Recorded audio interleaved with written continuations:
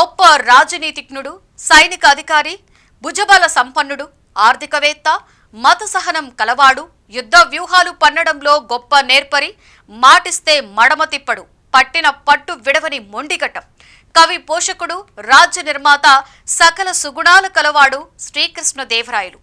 దక్షిణ భారతదేశం మొత్తం విజయనగర సామ్రాజ్యాన్ని విస్తరించిన గొప్ప చక్రవర్తి, అన్ని వర్గాల ప్రజల మన్ననలు పొందిన గొప్ప రాజు, సంపదలను ఎలా సృష్టించాలో, ప్రజలకు కష్టాలు లేకుండా ఎలాంటి చర్యలు తీసుకుంటే బాగుంటుందో గొప్ప దూరదృష్టి కలవాడు.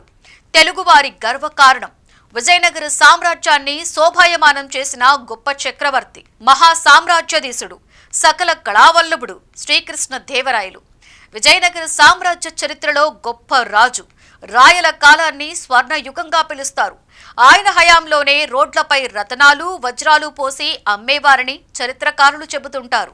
రాయల వారికి కళలంటే అమితమైన ఆసక్తి ఉండేది.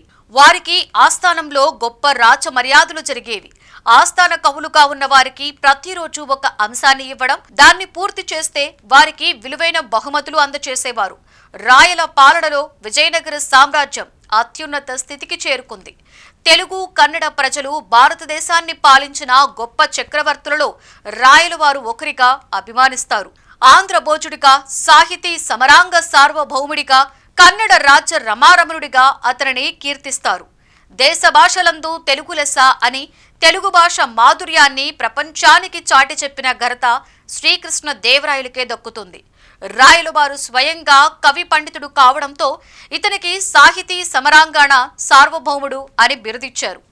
ఆయన స్వయంగా సంస్కృతంలో జాంబవతి కళ్యాణం, మదాలస చరితం, సత్యవధూ ప్రీణనం, సకల కథ సారా సంగ్రహము, జ్ఞాన చింతామణి, రసమంజరి తదితర గ్రంథాలు రచించారు.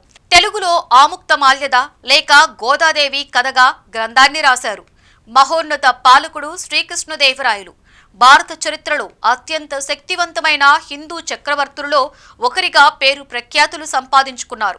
20 ఏళ్ల వయసులో 1509 ఫిబ్రవరి 4న విజయనగర సింహాసనాన్ని అధిష్ఠించాడు.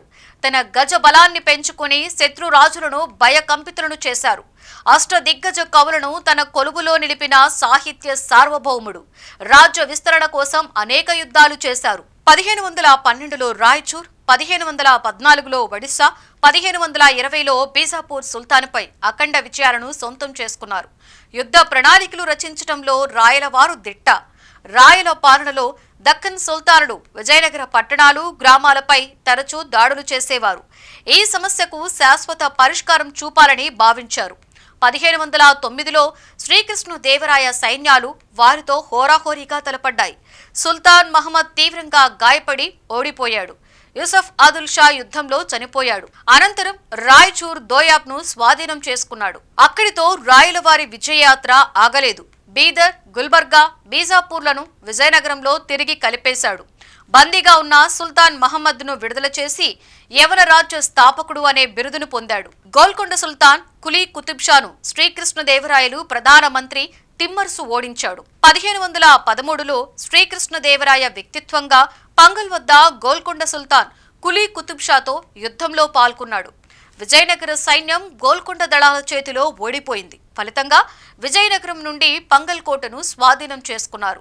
విజయనగర సైన్యం 1512లో ఉదయగిరి కోటను ముట్టడించింది. ఇది ఏడాది పాటు సాగింది. ఆ తర్వాత గజపతి సైన్యం కరువు కారణంగా విచ్ఛిన్నమైంది.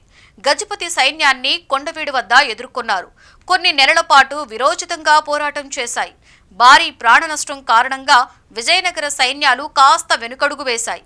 తిమ్మరుసు కోట యొక్క కాపలా లేని తూర్పు ద్వారానికి రహస్య ద్వారం కనుగొని రాత్రికి రాత్రే దాడి చేశారు. ఇది కోటను స్వాధీనం చేసుకుని ప్రతాపరుద్రదేవుని కుమారుడు వీరభద్రుడిని జైలులో పెట్టడంతో యుద్ధం ముగిసింది. అనంతరం వాసిరెడ్డి మల్లికార్జున నాయక కొండవీడు గవర్నర్గా బాధ్యతలు స్వీకరించారు. శ్రీకృష్ణదేవరాయ కళింగపై దండయాత్రకు ప్రణాళిక వేశారు. కానీ ప్రతాపరుద్రుడు ఈ ప్రణాళిక గురించి తెలుసుకుని కళింగనగర్ కోట సైన్యాన్ని భారీగా మోహరించారు. తిమ్మరుసు ప్రతాపరుద్రుడి సేన నుండి పారిపోయిన తెలుగు వ్యక్తికి లంచం ఇవ్వడం ద్వారా ప్రతాపరుద్రుడి ప్రణాళికను కనిపెట్టాడు. విజయనగర సామ్రాజ్యం దండయాత్ర చేసినప్పుడు ప్రతాపరుద్రుడిని గజపతి రాజ్య రాజధాని కటక్కు తరిమి కొట్టారు. ప్రతాపరుద్రుడు చివరికి విజయనగర సామ్రాజ్యానికి లొంగిపోయాడు. తన కుమార్తె యువరాణి జగన్మోహినిని శ్రీకృష్ణదేవరాయలకు ఇచ్చి వివాహం చేశాడు. కృష్ణదేవరాయ కృష్ణానదికి ఉత్తరాన విజయనగర సామ్రాజ్యం స్వాధీనం చేసుకున్న అన్ని భూములను తిరిగి ఇచ్చాడు. ఇది కృష్ణనదిని విజయనగర గజపతి రాజ్యాల మధ్య సరిహద్దుగా చేసింది. కృష్ణదేవరాయలు 1510లో గోవాలో పోర్చుగీసు వారితో స్నేహపూర్వక సంబంధాలను ఏర్పరచుకున్నారు. చక్రవర్తి పోర్చుగీసు వ్యాపారుల నుండి ఆయుధాలు, అరేబియా గుర్రాలను పొందారు. విజయనగర రాజధానికి నీటి సరఫరాను మెరుగుపరచడానికి అతను పోర్చుగీసు నైపుణ్యాన్ని కూడా ఉపయోగించాడు. 1520 మే 19న రాయల విజయాలలో చాలా ముఖ్యమైంది బీజాపూర్ సుల్తాన్పై అఖండ విజయం సాధించటమే. 16,000 మంది విజయనగర సైనికులు మరణించినా వెనక్కు తగ్గలేదు. ఇస్మాయిల్ అదుషా నుండి రాయచూర్ కోటను స్వాధీనం చేసుకున్నాడు.